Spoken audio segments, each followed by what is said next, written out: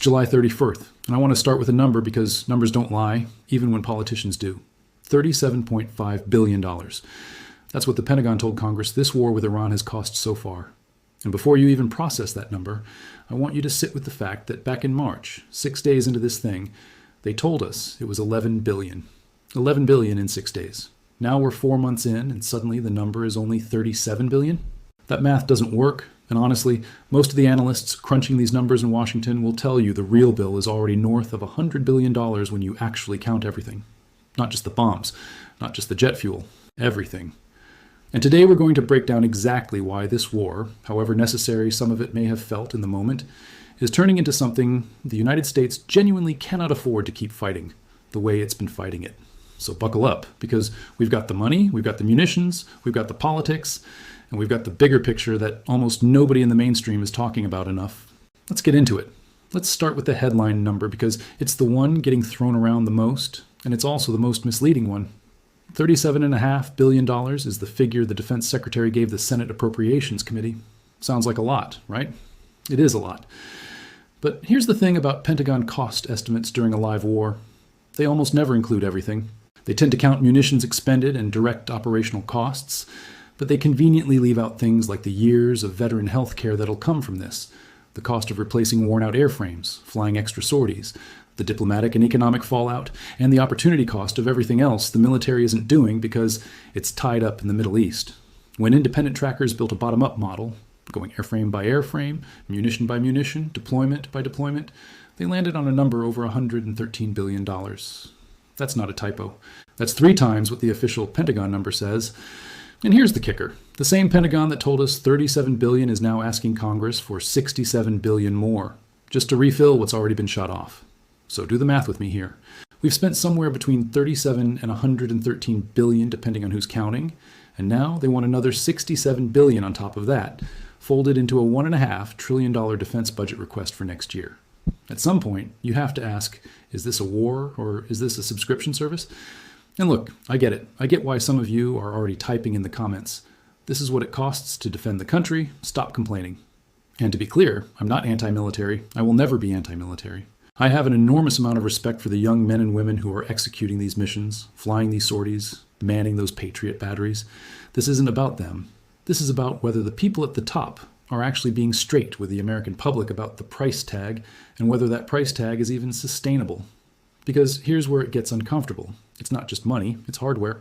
Real, physical, irreplaceable hardware that takes years, not weeks, to rebuild. Let's talk about the stockpile problem, because this is the part that should actually worry you more than the dollar figure. Before this war kicked off in February, the United States had somewhere around 2,200 to 2,300 of the most modernized Patriot interceptors in its inventory. As of the last public assessment, that number has been cut by more than half, down to around 1,000. Same story with THAAD interceptors, the Terminal High Altitude Area Defense System, one of the most advanced missile shields on the planet. We started this war with a little over 450 of them.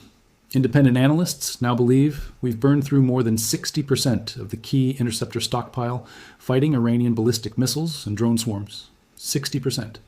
Think about what that actually means operationally. Every single one of those interceptors costs millions of dollars, and they're not something you can just spin up on an assembly line overnight. Lockheed Martin just got handed a $35 billion sole source contract to try to quadruple THAAD production, get it up to around 400 interceptors a year. That sounds impressive until you realize full reconstitution of everything we've burned through. Patriots, THAADs, Tomahawks, AMRAAMs, the whole alphabet soup of precision munitions could take 3 years or more, according to the Center for Strategic and International Studies.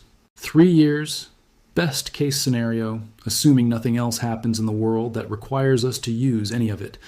And that's the part that should make every single one of you sit up straight, because something else is happening in the world. There's a country out in the Pacific that's been watching this entire war with a notepad and a very patient smile. China has the largest navy in the world by ship count right now. They've been building up their own long-range precision strike capability for over a decade, with exactly one strategic scenario in mind, a fight over Taiwan. And every single Patriot battery, every THAAD interceptor, every Tomahawk we launch into Iranian airspace is one less asset sitting in the Indo-Pacific theater where, frankly, a peer-level fight would actually require those exact systems and numbers we currently don't have. Analysts at CSIS have said it plainly. Continued fighting with Iran at this pace could deplete stockpiles so low that it starts to affect our actual ability to respond to a conflict with China. Let that sink in. We are spending our most advanced missile defense inventory fighting a regional power with a fraction of China's military capability, while the country that actually poses a peer-level long-term threat gets to sit back, watch, and take notes on how fast the American logistics chain runs dry. That's not hypothetical. That's the actual assessment coming out of the most respected defense think tanks in Washington right now. So now let's talk about what happens when stockpiles get this thin, because it's not just an accounting problem, it's a battlefield risk. When you have fewer interceptors, commanders start making different choices. Instead of launching 2 interceptors at an incoming missile to guarantee a kill, they might only launch 1 to conserve stock. And that math means more risk, that something actually gets through. CSIS put it about as bluntly as a think tank ever puts anything, saying there are no good alternatives to Patriot and THAAD for this kind of ballistic missile defense, and that diminished stockpiles force the United States and its coalition partners to accept more risk with every single intercept attempt. That's not a policy debate anymore. That's troops and civilians on the ground in the Gulf living with thinner margins for error because the war has run longer than anyone budgeted for, in every sense of that word. Now let's talk about the human cost, because at the end of the day, that's the number that actually matters more than any dollar figure. As of the most recent Pentagon disclosures, more than 20 American service members have been killed in this conflict, with the toll being adjusted upward multiple times as remains were identified and previously listed. Missing personnel were confirmed. Over 700 wounded. On the Iranian side, independent trackers estimate the death toll at somewhere north of 8,000 people, with reporting that includes children among the casualties from strikes early in the war. I'm not here to relitigate every individual strike or pretend there's a clean way to fight a war like this, because there isn't. War is never clean. But every single one of those American names, every one of those 20-plus service members, belong to a family that's never getting that person back. And that's before we even get to the 700 wounded, many of whom are going to be dealing with the physical and mental toll of this war for the rest of their lives, generating decades of veteran healthcare costs that never show up in the Pentagon's headline dollar figure. So when we talk about affordability, we're not just talking about a defense budget line item. We're talking about the actual cost in blood, and that cost compounds for decades after the guns go quiet. Before we move off the money conversation entirely, I want to point out something almost nobody covers, which is who's actually profiting while the taxpayer eats this bill. That $35 billion THAAD contract I mentioned a minute ago didn't go out to competitive bid. It went out sole source, straight to one contractor, to quadruple production of a system the country is now scrambling to replace. I'm not saying that's corrupt. Defense production during a live conflict often has to move fast, and sole source contracts aren't unusual in an emergency. But it is worth noticing that every single interceptor we burn through in the Gulf turns into a very large check written to a very small number of defense companies, whose stock prices, by the way, have done just fine this year while consumer confidence has been cratering. There's an old saying that war is the health of the state, but somebody should update it, because in the modern era, war is also extremely good business for a handful of publicly traded companies, whether or not it's good business for the country actually footing the bill. And I think that's a gap in this conversation that deserves way more sunlight than it's getting. It's also worth zooming out to the rest of the coalition for a second, because this isn't purely an American operation anymore, and that actually cuts both ways.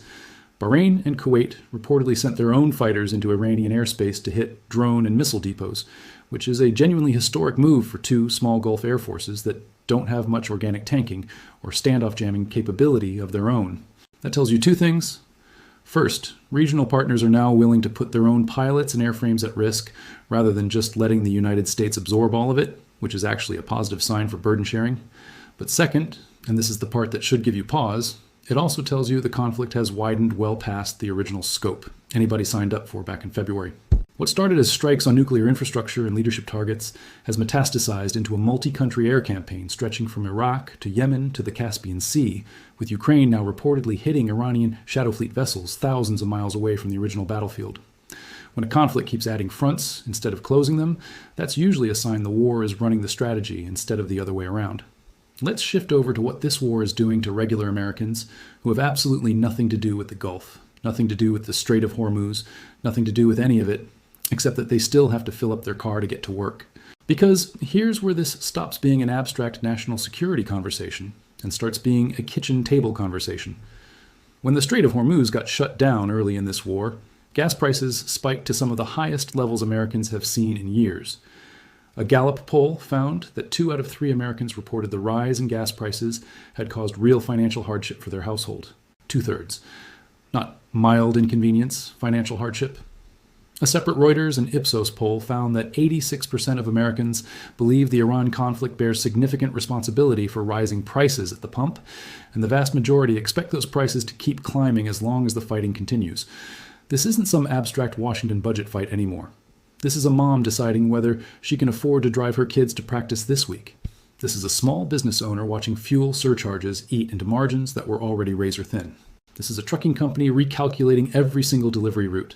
Because diesel costs more than it did a year ago, the war shows up in your grocery bill because it costs more to ship the food. It shows up in your electric bill in some regions because natural gas prices track with the broader energy market disruption.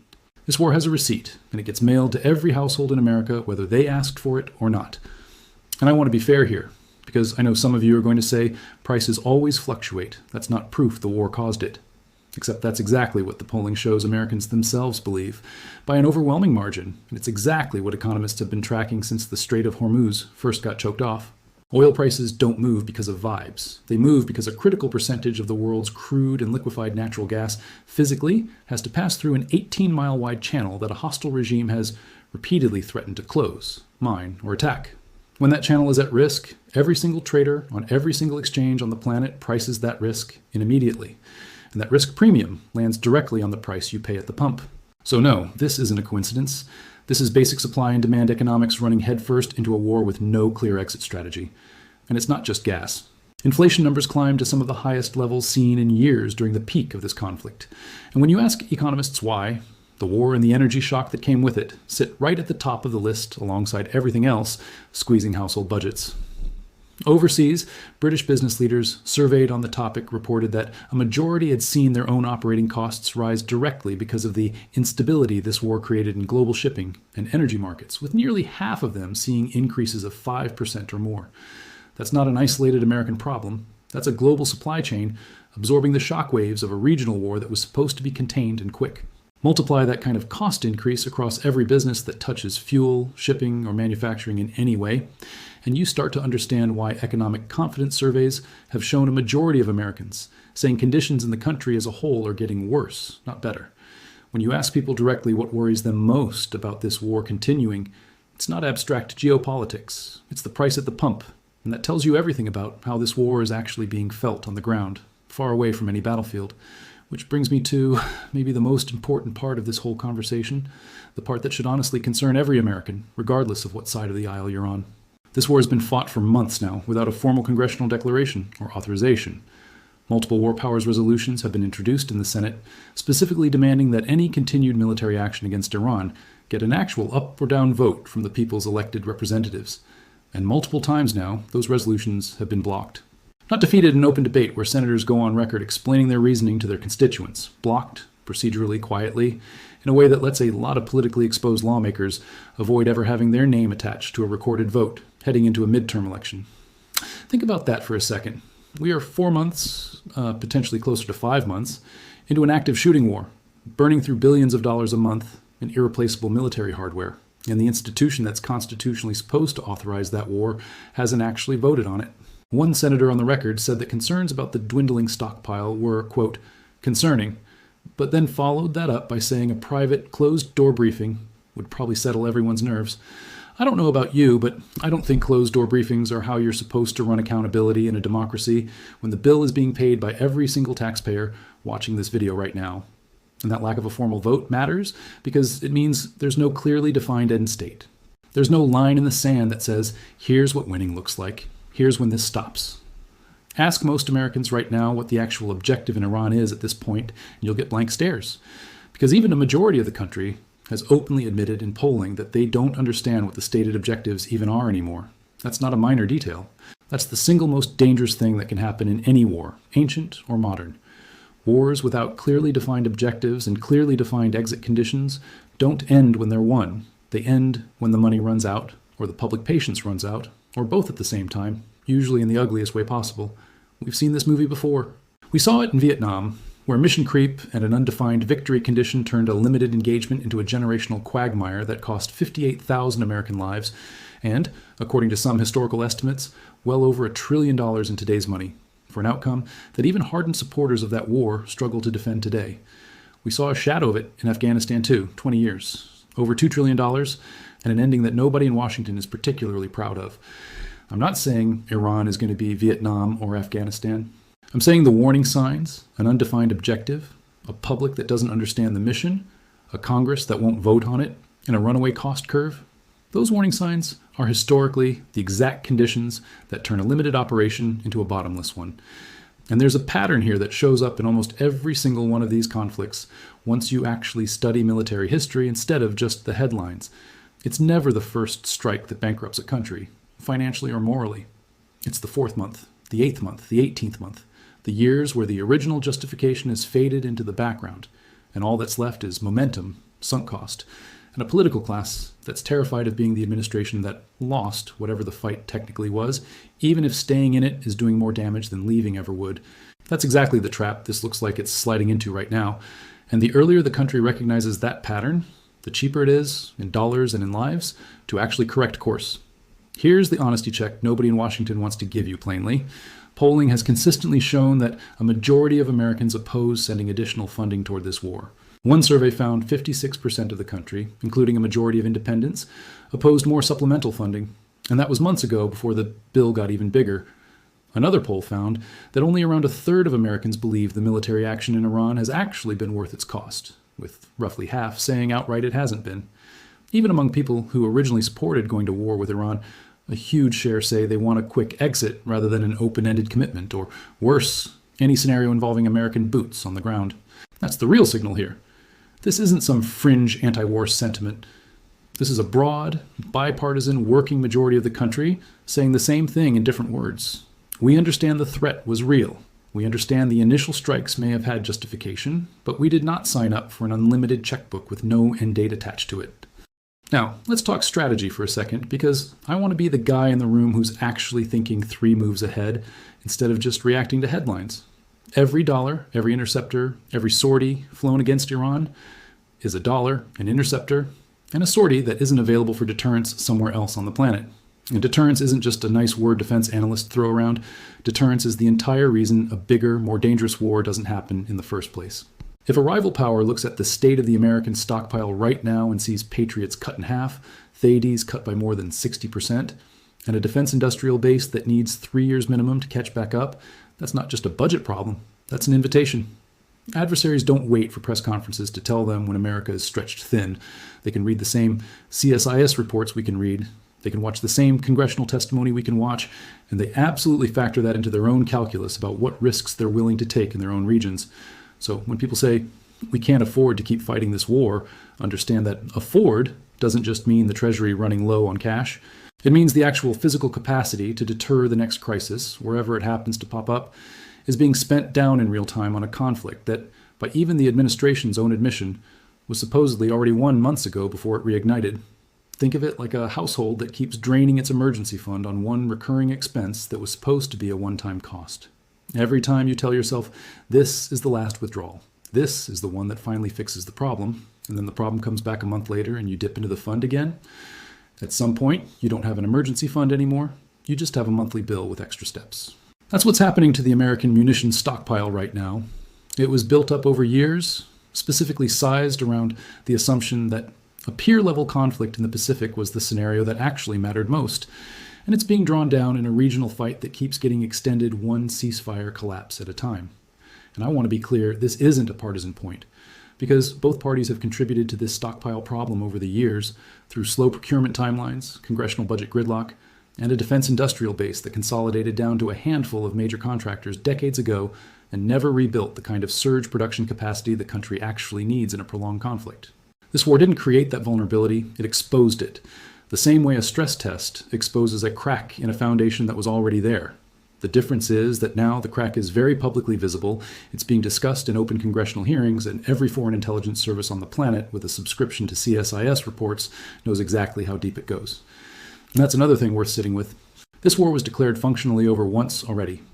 A ceasefire framework was signed back in June, reopening the Strait of Hormuz after roughly 4 months of closure, and there was genuine hope that the bleeding, financial and human, would stop. And then it didn't hold. Strikes resumed over disputes about the strait, over inspection regimes, over who violated what first, and here we are again, back in an active combat posture, still burning through the same limited stockpile of interceptors, still asking taxpayers for tens of billions more, and still without a single formal congressional vote authorizing any of it. If a ceasefire that took months of diplomacy to negotiate can collapse this easily, what confidence should anyone have that the next one holds any better, or that there's an actual strategy here beyond reacting to whatever Iran does next? Let's also give credit where it's due, because this isn't a one-sided story about American mistakes. The men and women flying these missions, running these Patriot batteries, operating those THAAD systems around the clock in brutal desert heat, they are executing an incredibly difficult job with precision and professionalism under enormous pressure, and none of the criticism in this video is aimed at them. If anything, this video is for them, because they're the ones absorbing the operational risk created by decisions made thousands of miles away in air-conditioned committee rooms where nobody has to look a grieving family in the eye. The troops don't set the strategy. They execute whatever strategy gets handed to them, and right now the strategy being handed to them is keep going, we'll figure out the exit later. That's not fair to them. That's not fair to their families. And frankly, it's not fair to the American taxpayer footing a bill that keeps quietly doubling every time somebody testifies in front of Congress. So what would actually change here? What does a responsible off-ramp even look like? Because I know some of you are yelling at your screen right now saying, okay, smart guy, what's the alternative? Just let Iran do whatever it wants. No, and that's not what this is about. Nobody serious is suggesting the United States should unilaterally disarm or pretend a regime that's been the #1 state sponsor of terrorism for decades suddenly deserves the benefit of the doubt. What this is about is demanding actual strategic clarity. A real congressionally authorized mission with defined objectives, defined success conditions, and a defined timeline for reevaluation, instead of an open-ended commitment that gets extended every single time a ceasefire falls apart. It means Congress actually doing its constitutional job instead of dodging recorded votes to avoid political exposure before an election.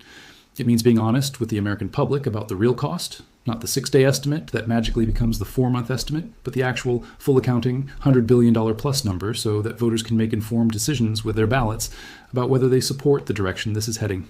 And it means recognizing that military strength isn't just about how many bombs you can drop this month. It's about maintaining the long-term capacity to deter the actual peer-level threats waiting patiently in the wings while we burn through irreplaceable hardware in a regional conflict that keeps reigniting every time a piece of paper gets signed and then torn up a few weeks later. Because here's the truth nobody wants to say out loud in Washington. Strength isn't measured by how long you can keep fighting. It's measured by whether you're fighting the right fight at the right cost, with a plan to actually win it and go home. Right now, by almost every metric we've walked through today, the cost curve is going the wrong direction, the stockpile curve is going the wrong direction, the public opinion curve is going the wrong direction, and the strategic clarity curve, frankly, doesn't exist at all. You can support the troops, you can believe Iran is a genuine and serious threat, and you can still look at $37 billion officially, over $100 billion realistically, $67 billion more requested, a Patriot inventory cut in half, a THAAD inventory down 60%, 20 plus American lives lost, 700 wounded, and a Congress that won't even vote on any of it, and conclude that something about the way this is being run simply isn't sustainable. That's not a radical position, that's just basic math and basic accountability. So here's what I want to know from you. Do you think Congress should be forced to hold an actual authorization vote on this? Do you think the stockpile numbers should be public in real time instead of buried in closed-door briefings? Or do you think the cost, whatever it ends up being, is simply the price of doing business in a dangerous world? Drop your take in the comments below, because I read every single one of them, and some of the best analysis on this channel comes directly from you guys arguing it out down there. If this breakdown actually helped you understand what's really going on behind the headlines, do me a favor and hit that like button. It genuinely helps push this kind of grounded, numbers-based analysis in front of more people, instead of the algorithm burying it under outrage bait. And if you haven't already, go ahead and subscribe, because we're going to keep tracking this story as it develops, the funding fights, the stockpile numbers, the political maneuvering, all of it, and you don't want to miss where this goes next. Share this with someone who's been asking what all this Iran spending is actually about, because a lot of people are feeling the pain at the pump without understanding exactly why, and this is the why. And one more thing before we close this out, because I think it matters more than almost anything else in this entire breakdown. None of this analysis is meant to hand ammunition to anyone cheering for America to lose or to look weak on the world stage. It's the opposite. A country that spends its treasure and its stockpiles wisely, that fights only the fights it has clearly defined and can clearly win, and that brings its people home with an actual result to show for the sacrifice, that's a stronger country than one that just keeps writing checks because stopping feels harder than continuing. Real strength is discipline. Real strength is knowing when a mission has drifted from its original purpose and having the honesty to say so out loud instead of quietly extending it another few months and hoping nobody notices the total climbing in the background. That's the standard this war should be held to. And right now, by every measure we've walked through today, it isn't meeting it. At the end of the day, this isn't about being pro-war or anti-war. It's about being pro-honesty. The American people deserve a straight answer about what this war costs, what it's costing our long-term readiness against bigger threats down the road, and what the actual plan is to bring it to a real, lasting close instead of another ceasefire that collapses in a matter of weeks. Until that clarity shows up, the number in the corner of your screen, whatever it says today, is going to keep climbing, and so is the number of families quietly absorbing losses that never make it into a budget hearing. Take care of yourselves, take care of each other, and I'll see you in the next one.